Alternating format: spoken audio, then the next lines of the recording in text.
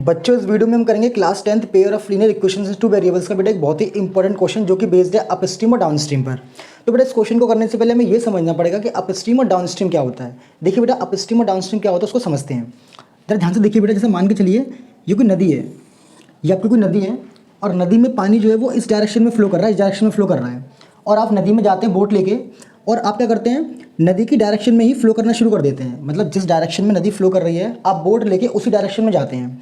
तो देखिए इसमें इस चीज़ को क्या बोला जाता है, इस चीज़ को हम बोलते हैं डाउन स्ट्रीम। क्या बोलते हैं बेटा इस चीज़ को हम? Down stream. मतलब कि जिस डायरेक्शन में पानी का फ्लो है, नदी का फ्लो है, अगर आप उसी डायरेक्शन में जाएंगे तो इस चीज़ को डाउन स्ट्रीम बोला जाता है। अब जैसे मान के चलिए ये पानी फ्लो कर रहा है, इसकी स्पीड को मैं मान लेता हूँ y किलोमीटर पर आवर, और ये बेटा बोट की स्पीड है, इसकी स्पीड को मैं मान लेता हूँ x किलोमीटर पर आवर। तो यहाँ पर हम बात करते हैं डाउन स्ट्रीम स्पीड की, मतलब कि नाव इस डायरेक्शन में जा रही है, पानी भी इस डायरेक्शन में फ्लो कर रहा है, तो नेट स्पीड क्या आएगी? तो उस नेट स्पीड को हम बोलते हैं डाउन स्ट्रीम स्पीड। क्या बोलते हैं बेटा?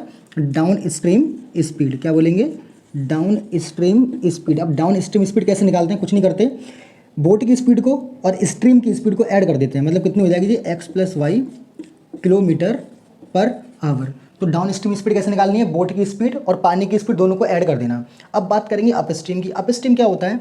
मान के चलिए पानी का बहाव इधर की तरफ है, मतलब पानी इस डायरेक्शन में फ्लो कर रहा है और आप नाव में बैठे हुए और नाव लेके आप आ रहे हो उसके अपोजिट डायरेक्शन में। मतलब पानी इधर फ्लो कर रहा है और आप इधर की तरफ आ रहे हैं, पानी इधर फ्लो कर रहा है और आप आ रहे हैं इधर की तरफ।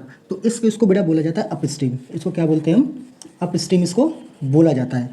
पानी इधर जाएगा, आपको उसकी अपोजिट डायरेक्शन में निकल के आना है। मैं मान लेता हूँ कि इसकी स्पीड कितनी है? x kilometre per our. जो बोट की स्पीड है उसको मैंने कितना माना? x kilometre per our. और जो पानी की स्पीड है उसको मैं कितना मानूंगा? y kilometre per our. तो यहाँ पर हम बात करते हैं बेटा, अब यहाँ पर नेट स्पीड क्या निकलेगी, टोटल स्पीड कैसे निकालेंगे? तो उसको बोलते हैं हम up stream speed.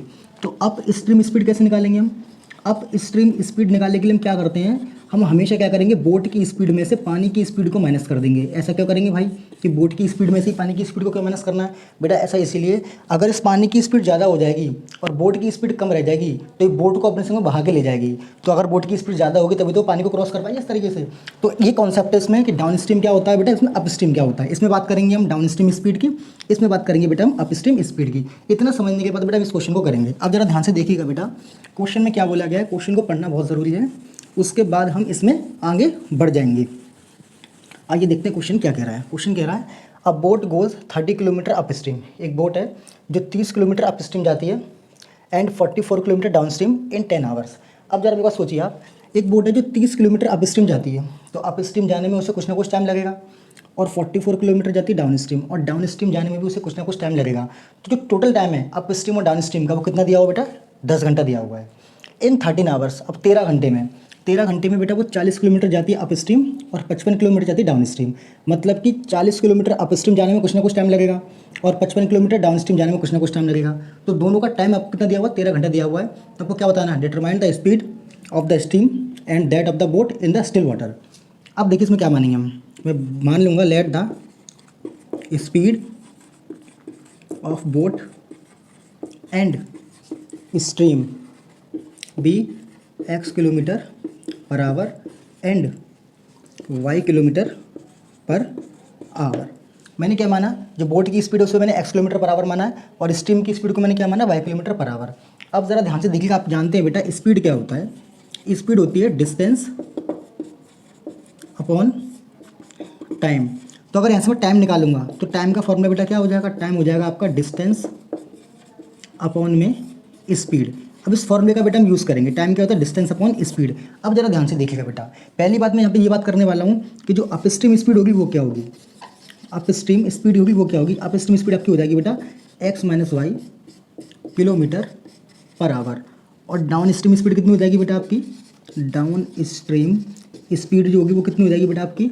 x + y kilometre per our. क्या आपको एक चीज़ समझ में आ गई? बिल्कुल समझ में आ चुकी होगी। अब वो ये कह रहा है टोटल टाइम कितना लगता है? 10 घंटे लगता है। अगर वो 30 किलोमीटर अप स्ट्रीम जाएगा तो उसे कितना टाइम लगेगा? तो देखो, अगर मैं इसके हिसाब से देखूँ, up stream time plus down stream time कितना दिया हुआ है हमें? 10 घंटा दिया हुआ है। अप स्ट्रीम टाइम कैसे निकालेंगे? अप स्ट्रीम टाइम कैसे निकलेगा? टाइम का फॉर्मूला होता है डिस्टेंस। डिस्टेंस कितना? अप स्ट्रीम कितना जा रहा है? 30 किलोमीटर। 30 अपॉन नीचे कितना आएगी? स्पीड। स्पीड कौन सी आएगी? अगर 30 किलोमीटर अप स्ट्रीम जा रहा है तो यहाँ स्पीड आएगी अप स्ट्रीम वाली। स्पीड कितनी अप स्ट्रीम?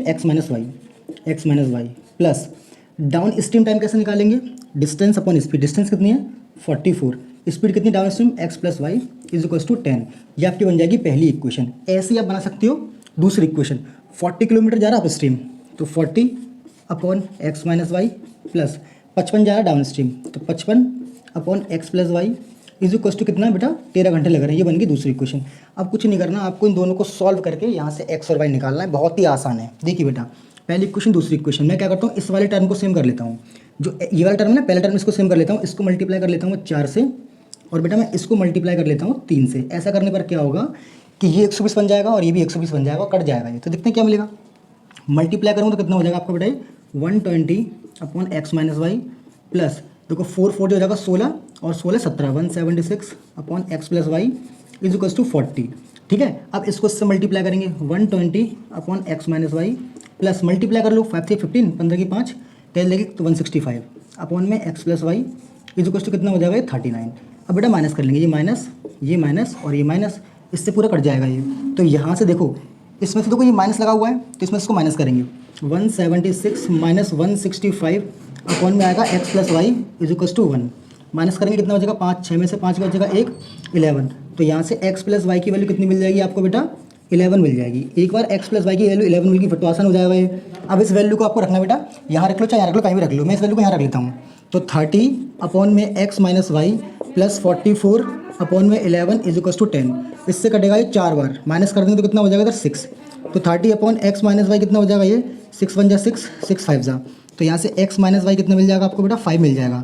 अब इन दोनों इक्वेशंस को आपको सॉल्व करना है, दोनों इक्वेशंस को ऐड करूँगा तो y से देखो ये y कट जाएगा तो 2x किसके बराबर आ जाएगा 5 और 11 16, तो यहाँ से आपको x मिल जाएगा 8, तो x कितना आ जाएगा यहाँ से बेटा आपका 8 निकल के आ जाएगा। अब इस x की वैल्यू को यहाँ रख लो तो कितना हो जाएगा 8 minus y is equals to 5, तो यहाँ से मुझे y कितना मिल जाएगा 3 मिल जाएगा, तो x और y निकल के आ गए, मतलब बोट की स्पीड 8 किलोमीटर पर आवर और स्ट्रीम की स्पीड 3 किलोमीटर पर आवर। तो इस तरीके से बड़ा क्वेश्चन आपका सॉल्व हो जाएगा।